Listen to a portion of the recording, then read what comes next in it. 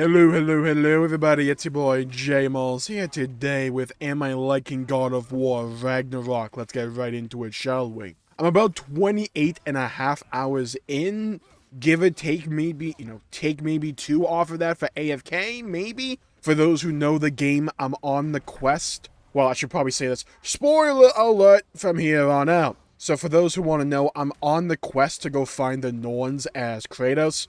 I'm just wrapping up some side quests that I still have in Vanaheim, and the game so far is really freaking good. I have heard some critiques or statements that this game is a movie, and I feel that is kind of dismissive of the actual gameplay on display with Ragnarok. And I want to talk about that for a little bit, because honestly, I think it's better than 2018 in that regard. It iterates on the formula established in God of War 2018 with Kratos. You get the Leviathan Axe and the Blades of Chaos very early on, and the progression over time comes from getting more talents, runic abilities, etc. So let's break them down real quick, because it's actually important to understand why I like the progression. Relics are kind of like an extra ability you can find. Amulets, which are like MMO tier sets, where if you equip a certain number of the same archetype of amulets, like say Vanaheim amulets, you get a specific buff on top of the individual amulet buffs, and you unlock more amulet slots over time. Then you get customization for your companion, and here's where the spoilers really start to come in. When they gave us the Blades of Chaos so early on, I was so curious about how they were going to do power progression, because I knew going into Ragnarok that it was going to be a longer game than 2018, and 2018's pacing gameplay-wise worked so well because halfway through, you unlock the Blades of Chaos, and it's awesome scene. And you got an entire new playstyle and talent tree. You could weave between the Leviathan Axe and the Blades of Chaos at will. But you get that so early on in Ragnarok, where it feels like you just pick it up where you left off. How are they going to keep it interesting throughout, or would the formula just wear thin at some point? Well, for me, it hasn't worn thin yet. Because what they do is bring that sense of power progression in with the companion characters. At some point, you get to play as Atreus, so you get a whole swath of bow combat mechanics on top of just hitting crap with the bow itself, which is kind of nice. And honestly kind of funny watching Atreus go full batter up on some jabroni like Draugrs. But then at some point, Freya joins Kratos' team and becomes one of his companions. She has some interesting passives that you get on top of her active abilities, like how she can turn into a Valkyrie, root enemies down with literal roots, and other status effects. Hell, I just unlocked a sword where she can now do Bifrost damage. That's freaking sweet. Where she's still primarily a bow-based character, and you still have those arrows that Atreus has, but she has other accoutrements surrounding the bow playstyle that is used to accompany Kratos' gameplay. Atreus himself has a couple companions of his own, like Angrboda, I'm pretty sure I mispronounced the name, who uses magic and paint for various effects, and the companion he has right now, in my playthrough, is this floating sword called Ingrid, who has some sword beam abilities and a decently sized AoE. Honestly, kind of looks at that one Pokemon that's a literal sword. I kind of like it, I'm not gonna lie to you. It's interesting and different and unique. And the reason that I like this dual protagonist approach is because if you aren't planning on giving Kratos more weapons himself like in 2018 or the original games, bringing in different playstyle based on those different playable protagonists with Atreus can vary up the gameplay. Kratos is Kratos. You go full spawn rage and you bash stuff over the head with axes and not bows, but blades. Cool. Really fun. Atreus is far more reliant on building stagger, getting headshots with the bow, using your various arrows and their effects to your advantage, using summons and bow abilities effectively, kiting mobs while staying out of range. He's a bit more precise than Kratos. And whereas right now, Kratos has the ability for his spawn rage ability to be either, traditional spawn rage where he just punches some stuff and maybe throws a rock or two, or you can go for Valor and heal and get a heal for yourself. But with Atreus, what he does, right, is freaking cool, because he goes full World of Warcraft druid and just turns into a wolf, and you bite people's heads off. It's freaking sweet. Varying up the companions also gives different abilities that you can utilize with each protagonist, so it further varies the gameplay up. And you can level them up and spend, XP that they earn in combat or various quests to make them more fleshed out and better. And the pace you're at right now is every couple of hours of the main story, you can swap on over to the other character, which keeps the gameplay loop feeling fresh. I would like a new Kratos weapon at some point, but I'm not sure I'm getting it. But the customization for Kratos is really good, and Atreus outside the talent tree. He's just largely aesthetic in terms of his customization. He has the talent tree, like I said, and I believe certain other bows do different effects, but Kratos is clearly the focus here. But it's still fun playing with Atreus from time to time. I'm a bit concerned that it might drag on a bit, depending upon how long Ragnarok goes, but it's done a good job of keeping me on my toes so far and surprising me, so I'm hoping that continues. The game itself helps round out its gameplay with a good breadth of enemy variety. The whole thing with the game is, right, you are constantly going to these different realms, and by doing so, you get different enemies to fight most of the time. Vanaheim, you're fighting a lot of poison-based enemies, some animals, some floating eyeballs. Then you go to Alfheim, you're fighting a bunch of like elves, dark elves, or light elves, and they use not Bifrost, but they tend to use swords or, throw magic at you, so they play differently. Some realms are more like animal-focused. Sometimes you're fighting the forces of Asgard. There's good enemy variety here, Draugrs and all that. And the biggest improvement by freaking far is the boss design. Look, I love God of War 2018. Absolutely love the game. The boss variety was crap. The trolls were a couple of different archetypes, but they were mostly the same. And you fought way too many of them. Now, I don't mind the troll as like a one-off or maybe two-off boss, but they used them way too much. But in Ragnarok, they really leaned into their design. There's a couple of repeats with the Draugr pit bosses, but I've literally fought them maybe 3 times in my 28 hours of game time. And there might be like 1 or 2 other boss archetypes like that where they're more like mini bosses than like fully fledged main story bosses that have multiple phases and stuff like that. And they're not too much of a slog. I'm playing on Give Me God of War, which is the hardest mode, and they're never really that big of an issue. The Draugr pit bosses, though, like, trip me up from time to time. But again, in like 28 hours of game time, I've fought them maybe 3 times in total. And in the meantime, I fought giant drakes, different kinds of drakes, elementals, giant light elf wardens, a freaking bear, Thor himself, a giant,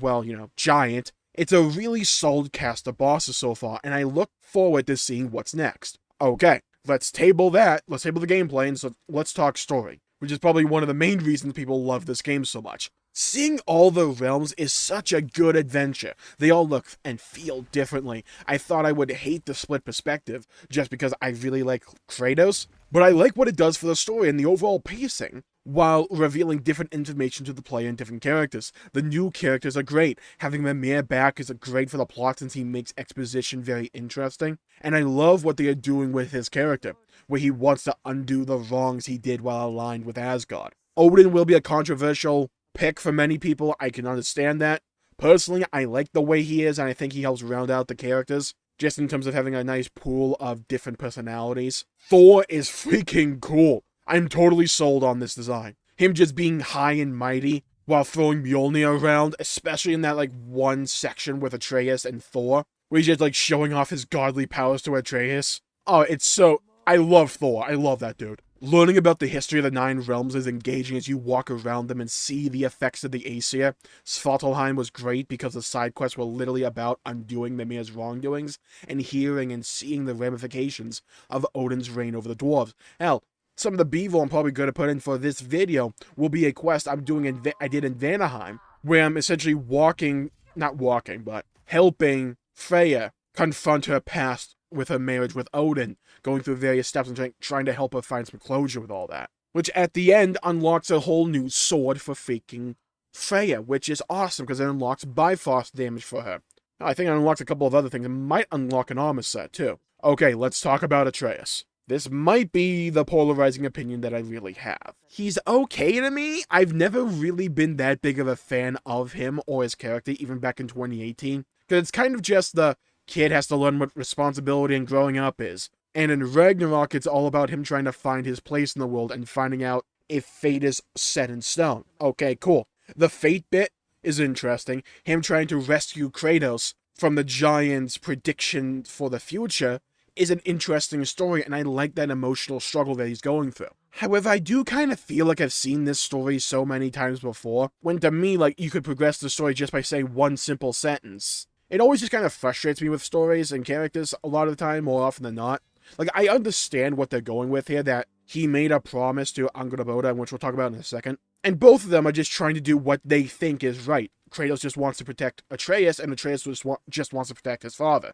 And they'll probably have to come around and learn that, hey, we actually need to be in the middle ground somewhat here. And again, stories where the entire conflict could probably be resolved with like one sentence just spoken if they would just talk to each other. I always just tend to find them more frustrating than engaging. That's just a personal thing though. But even then, like, this is only a problem with me in hindsight when I'm looking back on these moments. When I'm in the moment, the story is told very well, the dialogue's great, the voice acting is freaking superb. Nailed it out of the freaking park. The story itself is very engaging. God, the world is beautiful too. Just want to explore this place. Some of the vistas, especially in like Vanaheim and Asgard, oh my god. Now I did say earlier that I've never been that big of a fan of Atreus. What I've liked is how Kratos learns and grows because of Atreus. I've always didn't mind Atreus' presence in the story because I really liked what his character did for Kratos. To me, I'm a big fan of the story they're going for with Kratos, right? Confronting your past and all that, trying to be a better person. Hey, Kratos may have overcorrected